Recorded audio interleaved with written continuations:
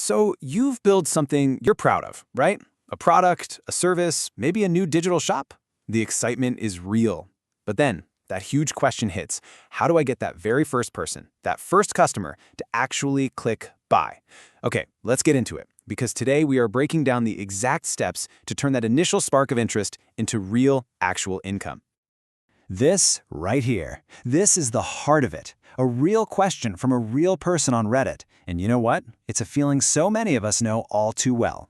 This is the exact challenge we're going to tackle together, and we're going to turn that uncertainty into a clear, actionable plan. All right, so here's our game plan for today. We're going to walk through 5 absolutely crucial stages. First, we'll cover the art of just keeping the conversation going. Then, we'll dive into how to handle those inevitable buts and maybes. After that, we'll master the final moments of a deal, look at the tools you need to make it all happen, and finally, wrap up with how to create a cycle of constant improvement. Let's do this. That first chat with a potential customer, it feels great, right? But here's the honest truth. The real work and the real opportunity starts the second you hang up the phone. This is the follow-up, and trust me, it's where most sales are either won or just completely lost in silence. Think about this number for a second. 80%. That is how many sales need at least 5 follow-up attempts to actually happen. It's not about the first try, or the second, or even the third. This one statistic, right here, should completely change the way you think about the sales process. Okay, so you've got that 80% number in your head. Now look at this one. Almost half, 48% of salespeople never even make a single follow-up attempt. They just give up after one conversation. That giant gap between what it takes and what people do, that's your opportunity. Just sitting there, waiting for someone with a little bit of persistence. That's where you can win. So, how do you follow up without being, annoying? The secret is to stop being a pest and start being a resource. It's simple, really. Be prompt. Keep that momentum going. Never, ever just check in. Instead, share something valuable like an article or an insight that actually helps them. Mix it up with emails, calls, maybe a social media message, and personalize every single message. And this is huge. Always, always make it clear what the next step is. You have to guide them. Sooner or later, you're going to hear it. A no or maybe a not right now.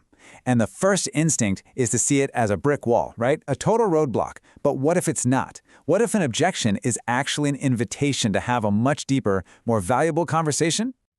Let's just redefine this whole idea. An objection isn't to no, it's just a request for more information. It means your prospect is actually engaged enough to be thinking critically. They're literally telling you what's holding them back, which gives you the perfect chance to clear things up and build some serious trust. Okay, let's break down the big 3 you'll hear all the time. If it's about the budget, your job is to immediately pivot the conversation from cost to value. Talk about the return on their investment. If they bring up a competitor, that's fine. Acknowledge them, be respectful, and then immediately talk about what makes you different. And if they say the timing's not right, you need to gently show them the real cost of waiting. And here is a simple framework you can use every single time.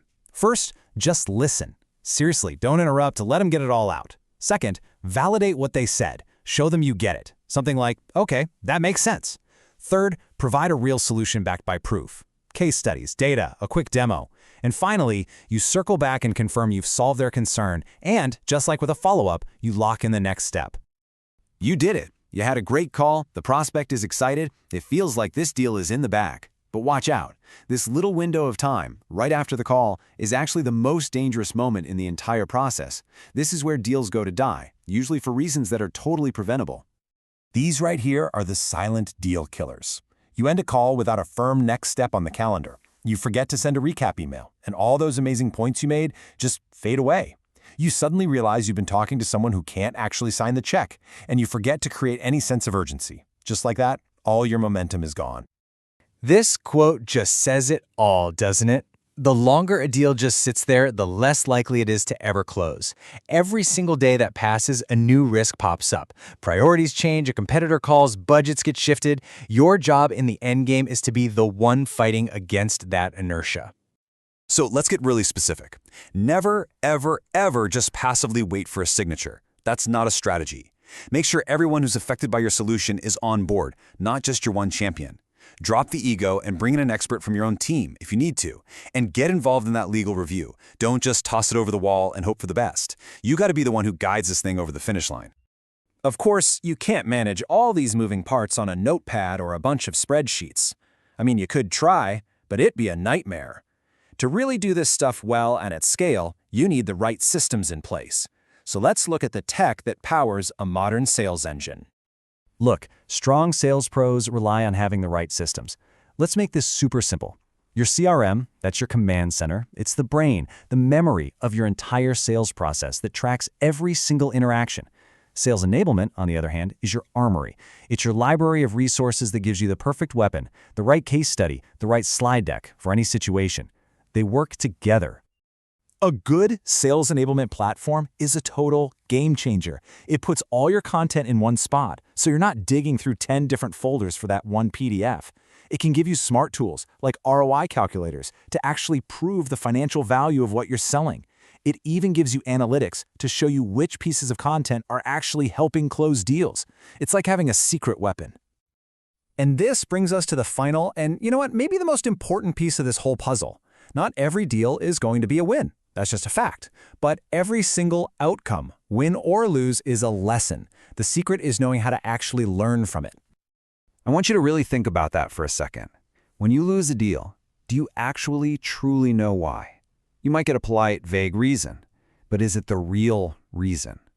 And this is why it's so tricky. Research shows that less than half the time, prospects will give you the complete, honest truth. They don't want to hurt your feelings, or maybe they just don't want the confrontation. This means if you really want to learn and get better, you have to find a better way to ask. So, how do you get that real, honest feedback? The process is simple, but there's one step that is absolutely critical. You have to schedule a separate call for this debrief. Never, ever try to do it right after they've given you the bad news. Just let them know you respect their decision, you're not trying to change their mind, you just want to learn for the future. Come prepared with questions, don't get defensive, and just ask for genuine advice. That is how you get the truth. Here it is, the single biggest takeaway from all of this. Every interaction is data. A follow-up, an objection, even a loss. It's all feedback. The path from just having interest to making income isn't a straight line. It's a learning loop. So I'll leave you with this question to chew on. What is your last lost deal trying to teach you? The answer to that? Well, it might just be the key to your very next win.